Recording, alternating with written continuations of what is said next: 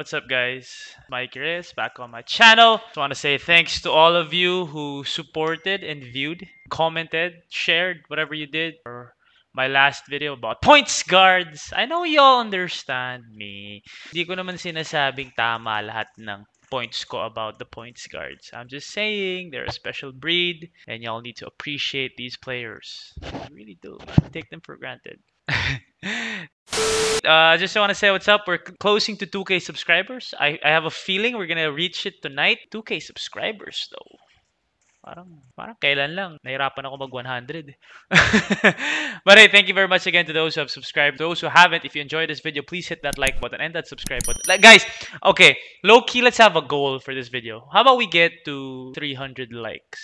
I think that's doable. I don't think that's anything crazy. 300 likes? Come on, guys. Just hit the like button. Hit the subscribe button as well. Alright? Alright.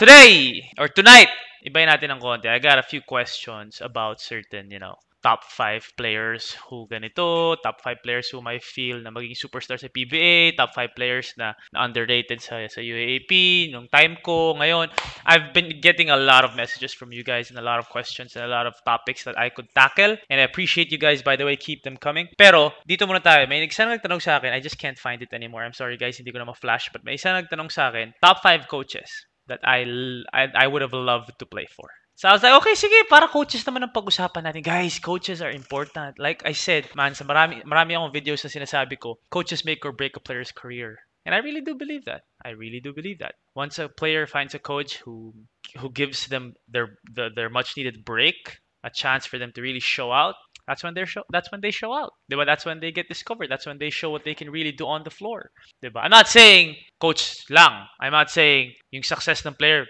nasa coach lang. I'm not saying that, guys. Wag niyo akong pilosopohin. But I'm saying lang is I don't care how good you are. If you don't get that opportunity, if you don't get those minutes that your coach gives you or that your coach could give you, and also the system, if it doesn't fit you, medyo mahirapan ka magpakita kung ano talagang kaya mo. Am I right? I think I'm right. If you didn't know, now you know. So, pag-usapan natin yon. The top 5 coaches that I would have loved to play for. Back in my college years, Walang pro muna ha. Puro college lahat to, Alright, first and foremost, you have to understand first how I play. I'm a run and gun type of player. I'm a player who...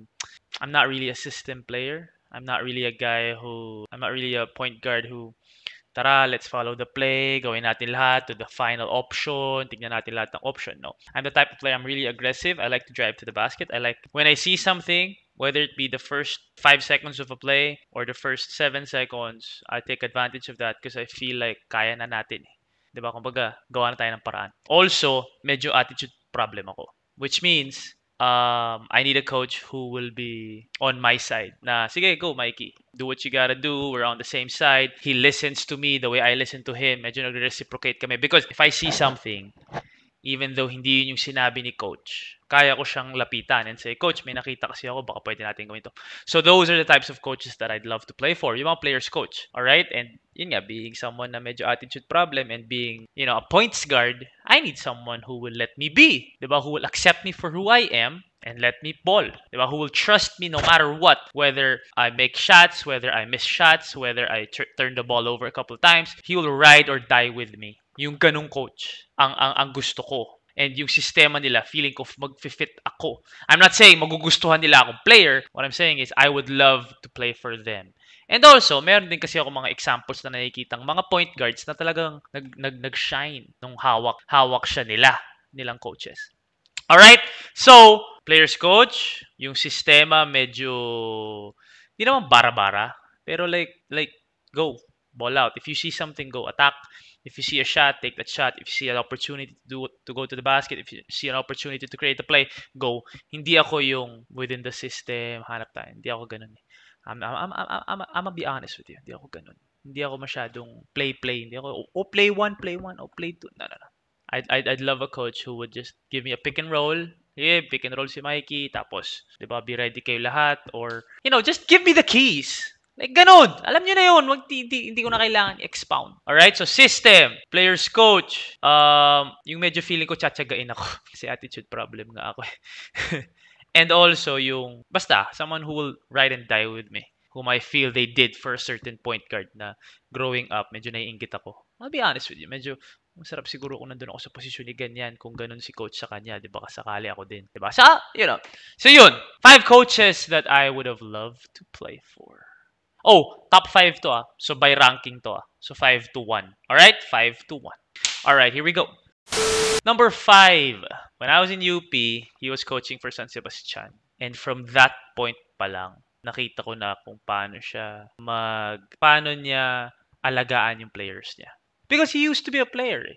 So, kita mo na players coach talaga siya. Like, iintindihin niya yung players niya. He also played point guard. So, iintindihin niya na ito yung mga players kung mag-a-adjust sa material ng players niya. Bibigay niya yung spotlight. Kumbaga, yung players, yung bida. Which to me is very important for a coach. I wouldn't want a coach na, ako bida. No, like, go. Let the players win the game. Let the players lose the game. Kumbaga, nandun lang siya to guide them and to be positive around them pag medyo nagkakagulo-gulo. When I was analyzing naman, and I was a commentator, na napanood ko naman siya sa Lyceum. Tas ngayon, nasa Phoenix na siya. So you already know who I'm talking about, Coach Topex Robinson, man. Coach Topex Robinson is one of the most positive guys that I know, man. He's just really positive. He sees the silver lining in everything. Kahit matalo sila, yung nag-sweep sila, tapos natalo sila sa San Beda sa finals, kita mo na parang he was still positive. Diba? He was there to comfort his players. He was there to let them know na, it's just part of God's plan, I believe. So he's just, very, very positive, and he really lets his players ball. Like the way his players listen to him, like CJ Perez, Marcelino Twins, ngayon sina Matthew Wright, sina Jason Perkins, like the respect is mutual eh. Like hindi mo mafe-feel, parang feeling mo teammate mo siya in a certain sense na madali siyang kausapin, madali siyang approach. And even as an analyst, man, it was easy for me to approach to Coach Topex, ask him for a few pointers or a few, before games, tatanong ko sa kanya kumusta yung team niya, kwentuhan kami para lang may masasabi ako doon sa coverage. Very easy guy to talk to, and I just feel like his system also medyo babagay sa mga katulad kong medyo agresibong mga point guards. Look at that, Marcelino Twins, man. Diba? Like, go. Si CJ Perez then, he just really gave CJ Perez the green light to do what he has to do to showcase his full ability, and look what happened, diba? So for me, one of the coaches that I looked up to, or one of the coaches that I wanted to play for when I was in college, was Coach Topex Robinson, man. No doubt. Fourth on my list is Coach Aldin Ayo. Coach Aldin Ayo, man, I'm telling you, I've had full respect for Coach Aldin Ayo. Tanggalin muna natin yung mga off-the-court shit na nangyayari, ha? But then, like, on the court, like, I've seen him letran pa lang. Sabi ko nga, season 91 ng NCAA, first season ko na mag-commentate eh. First season ko na maging part of the panel. And I really saw how Coach Aldin Ayo changed the culture of letran. Diba? Na talagang full confidence yung mga bata. Kahit sabi mong kalaban nila, powerhouse San Beda. Tapos nung pumunta siya ng Lasal, ganun din. Now, so bakit si Coach Aldin Ayo? Kasi number 1, nung una ko siyang na-cover, Mark Cruz. Di ba? Like, pinagaling niya si Mark Cruz, man. It's unbelievable. Mark Cruz was a stud in that year. Was a stud off the bench. And like, come in, just do it. Just ball out, Mark. Just ball out. Kaya nga siya naging Ant-Man sa amin kasi he was just really coming off the bench and just giving them buckets. And Coach Aldin, I just let him be. Pangalawa, Aljon Melesio nung nasa Lasal naman. Aljon Melesio, man, like, kulang na lang. Kahit nasa bench si Aljon, titira siya eh. Diba? So, ganun yung kumpiyansa na binibigay niya sa point guard niya.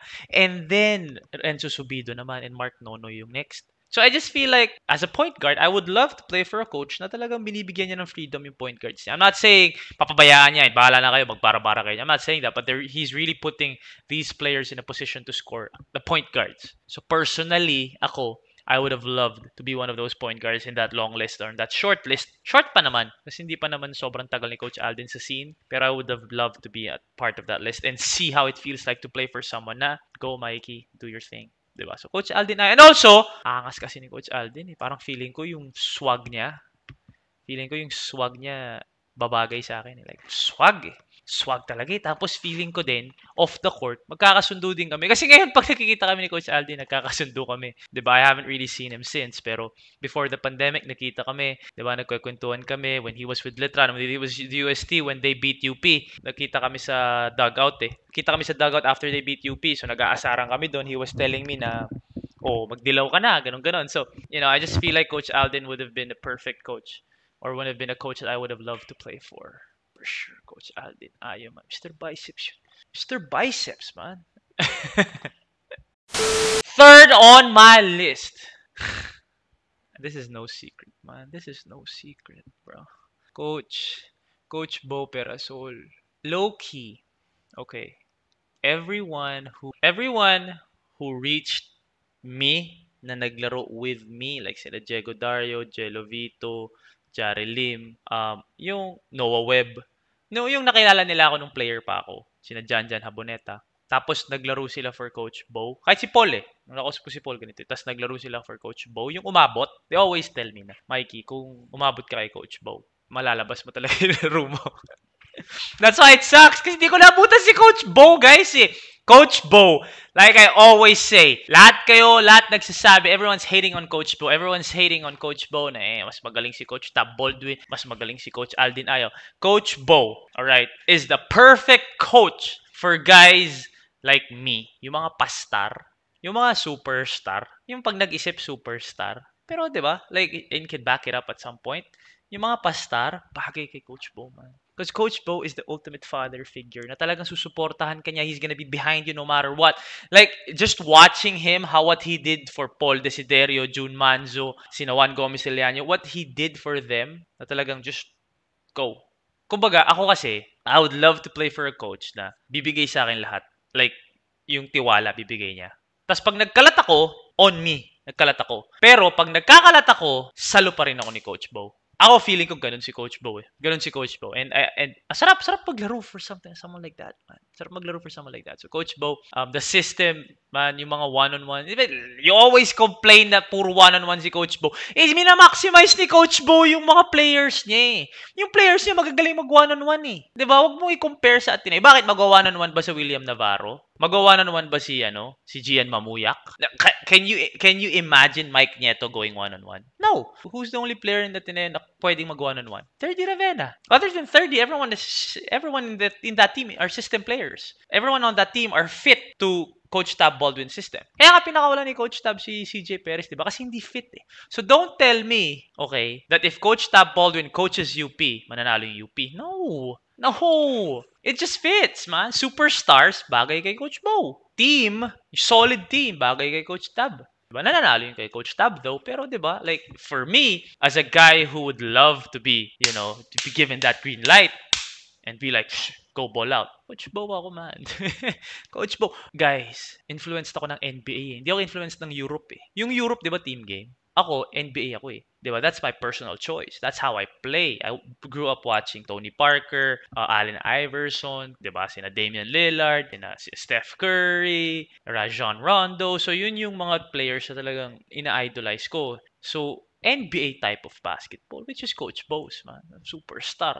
Sige, diskartehan mo yan. Kaya mo yan. I'm not gonna lie and say, obvious ba natatalo pa din si Coach Bo kay Coach Tab, but don't you ever tell me that Coach Tab better than Coach Bo. No, it fits. UP, the team of UP, how it was built fits Coach Bo. Ateneo, how it was built fits Coach Tab. So let's not be ignorant and say, yung pagpalit mo nga, tingnan mo mananalo yun. Hindi. Pag papunta si Coach Tab Baldwin sa UP, baka tinanggal niya lahat ng superstar. Facts! Where's the lie? No cap, man. You heard it here first. Come on, man. Come on. So don't tell me that. So yeah, I would have loved to play for Coach Bo, man. Baka nag-PBA ako kung si Coach Bo yung coach ko.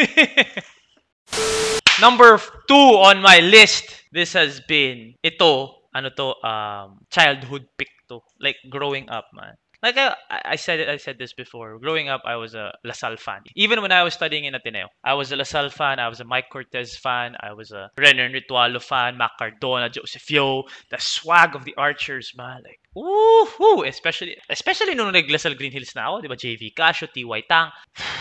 Franz Pumarin, man. Like, growing up, that was the one coach that I was eyeing to play for. Like, trust me. And when I went to practice for them and Coach Franz was there and then Coach Franz was, 'di ba, nakasama pa ako sa isang dinner ng LaSalle, everyone, and introduce lahat ng potential rookies ng sa amin noon, kami ni RV Bringa, Joel Tolentino, RV Bringas, Tata Marata, yung batch na yon. I was really like looking forward to playing for Coach Franz, but it didn't work out that way. It didn't work out that way. I eventually committed to UP. It was funny, quick kwento. Nagpa-practice ako sa LaSalle for like siguro a month. I don't want to get into it too much, pero it didn't work out. Lipat ako na practice ako UP, and then in like 2 weeks, nag-commit na ako sa UP kasi nga I was up for the challenge to play for UP. And then when I committed to UP, siguro a month after, nagkadaan kami ni Coach Franz sa Shangri-La. Guys, binigyan ako ng isang fan ng UP ng t-shirt na parang Mr. Fighting Maroon. Coincidentally, suot ko nung time na yun. So nakita ko si Coach Franz. Diba? I'm not making such a big deal out of it. But for me, like, oh, it's Coach Franz, yung idol kong coach na I really wanted to play for, na talagang it sucks that I couldn't or I didn't kasi nag-commit na ako sa UP. Suot ko pa yung Mr. Fighting Maroon. So nung binati ko siya, napatingin si Coach Franz sa, sa t-shirt ko. Tapos nag-congrats naman siya. But, you know, Coach Franz, oh my gosh, man.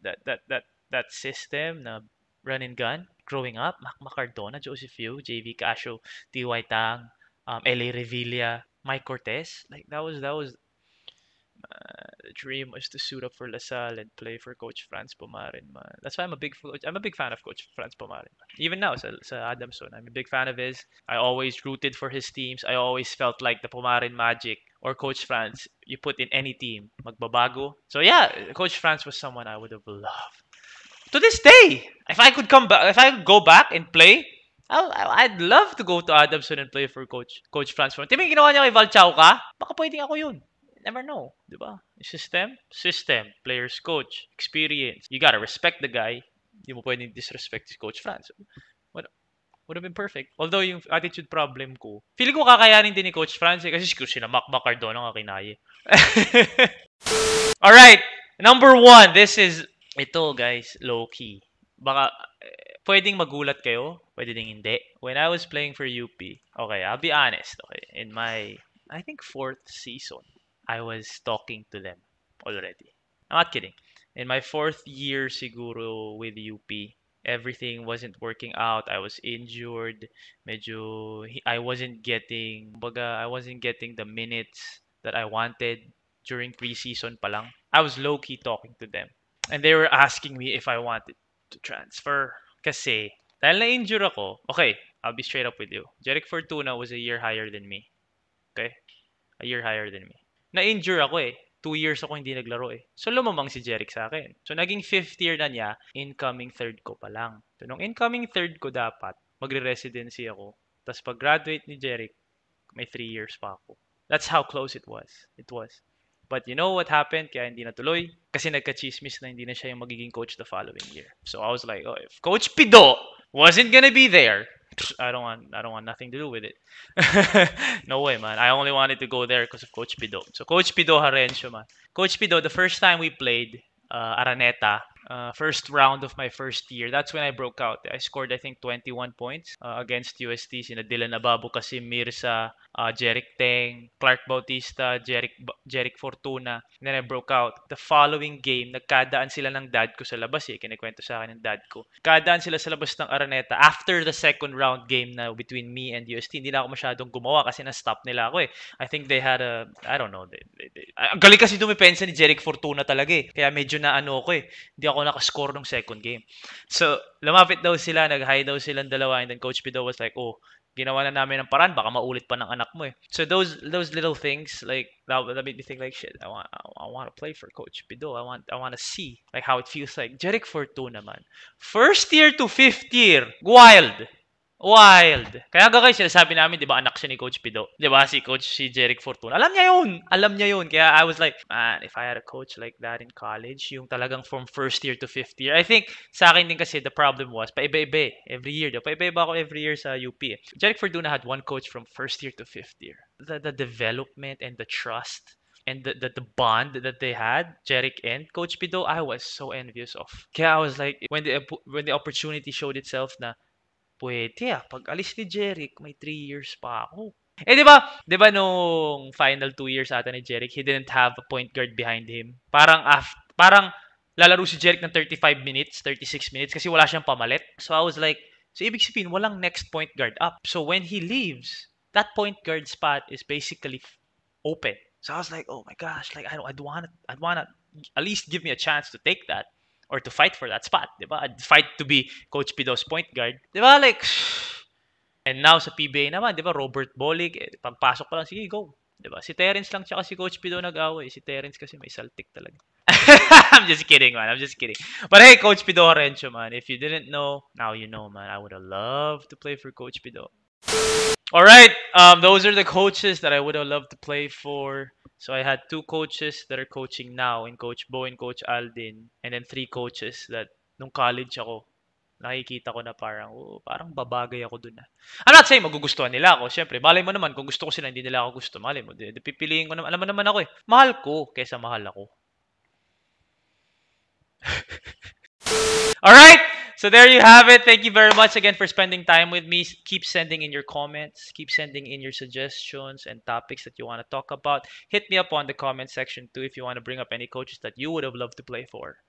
Guys, now, there are a lot of coaches out there na sobrang, again, depende sa sistema, sa the way he treats his players. Diba? Like, there are many factors into wanting to play for a coach.